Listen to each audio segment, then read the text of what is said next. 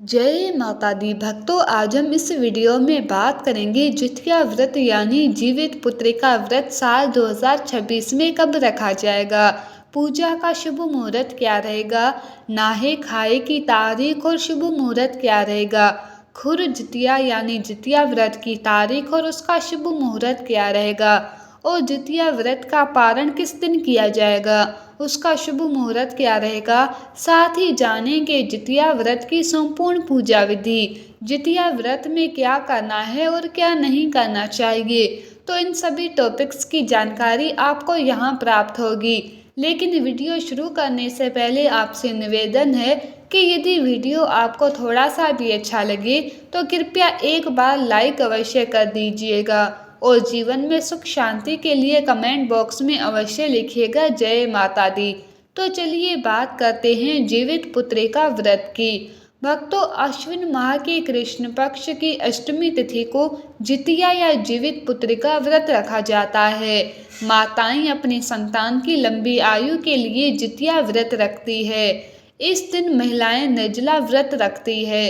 माताएं इस उपवास में पानी की एक बूंद तक नहीं लेती है।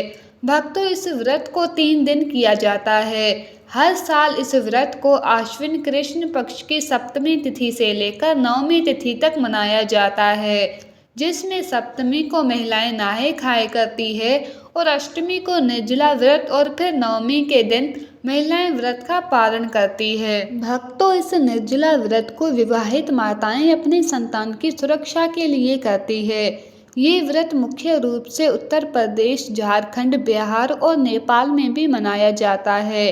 आपको बता दें कि ये व्रत 3 दिन तक किया जाता है, जिसमें पहले दिन को नहाए खाए कहते हैं। ये दिन जीवित पुत्रिका का पहला दिन कहलाता है। इस दिन से व्रत की शुरुआत होती है। इस दिन महिलाएं नहाने के बाद एक बार भोजन लेती है और फिर दिन भर कुछ भी नहीं खाती है। इसके बाद दूसरा दिन, जिसे खुर जितिया कहते हैं, ये जीवित पुत्रिका व्रत का दूसरा और मुख्य दिन होता है। इस दिन महिलाएं पूरा दिन निर्जल उपवास रखती है। इसके बाद तीसरे दिन व्रत का पारण किया जाता है। ये जीवित पुत्रिका व्रत का आखिरी दिन होता है। वैसे तो इस दिन बहुत से लोग कई चीज़ खाते हैं, लेकिन मुख्य रूप से इस दिन झोर भात, नौनी का साग, मड़ुआ की रोटी और मड़ुआ की रोटी दिन के पहले भोजन में ली जाती है। इस प्रकार से ये जीवित पुत्रिका व्रत का 3 दिवसीय उपवास होता है। भक्तों, इस पर्व से एक विशेष कथा जुड़ी हुई है, जिसके मुताबिक एक बार एक जंगल में चील और लोमड़ी घूम रहे थे।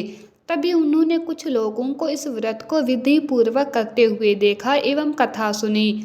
उस समय चील ने इस व्रत को पूरी श्रद्धा के साथ ध्यान पूर्वक देखा, जबकि लोमड़ी वहां से चली गई, जिसके फल स्वरूप चील की संतानें सही सलामत रही, जबकि लोमड़ी की एक भी संतान जीवित नहीं बची। इस प्रकार से जितिया व्रत का बहुत अधिक महत्व बतलाया जाता है। भक्तों, आश्विन माह के कृष्ण पक्ष की अष्टमी तिथि को प्रदोष काल में माताएं जीवित पुत्रिका की पूजा करती है। माना जाता है कि जो महिला जीवित पुत्रिका की पूजा पूरी श्रद्धा और विश्वास के साथ करती है, तो उनके पुत्र को दीर्घ आयु एवं हर सुख की प्राप्ति होती है।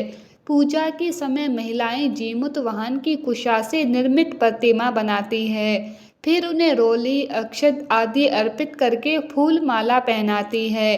धूप दीप जलाकर विधिवत पूजा अर्चना की जाती है, और पूजा में लाल धागे से बनी माला, जिसमें जीमूत वाहन का लॉकेट पड़ा होता है, उसकी भी पूजा की जाती है। और पूजा करने के बाद उसे अपने बेटे को पहनाने के बाद माताएं अपने गले में धारण करती है। और इसके साथ ही मिट्टी तथा गाय के गोबर से चील व सियारन की प्रतिमा भी बनाई जाती है, जिनके माथे पर लाल सिंदूर का टीका लगाया जाता है।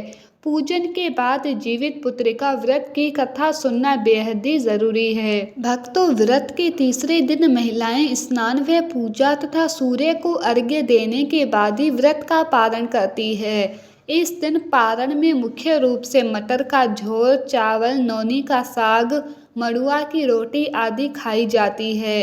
कहा जाता है कि जो महिलाएं इस व्रत को पूरे विधि विधान के साथ करती है, उनके पुत्र आरोग्यता, सफलता, समृद्धि और दीर्घ आयु को प्राप्त होते हैं। चलिए जानते हैं कि जीवित पुत्री का व्रत वाले दिन क्या नहीं करना चाहिए। भक्तों, इस दिन तामसिक चीज़ों का सेवन ना करें। इस दिन मांस, मछली, अंडा, लहसुन, प्याज जैसी तामसिक चीज़ों का सेवन नहीं करना चाहिए। इस बात का विशेष ध्यान रखना चाहिए कि इस व्रत में पूरे दिन कुछ खाएं या पिए नहीं। ये इस व्रत का विशेष नियम माना जाता है। इस व्रत का पारण नवमी तिथि वाले दिन स्नान और पूजा पाठ करने के बाद करना चाहिए।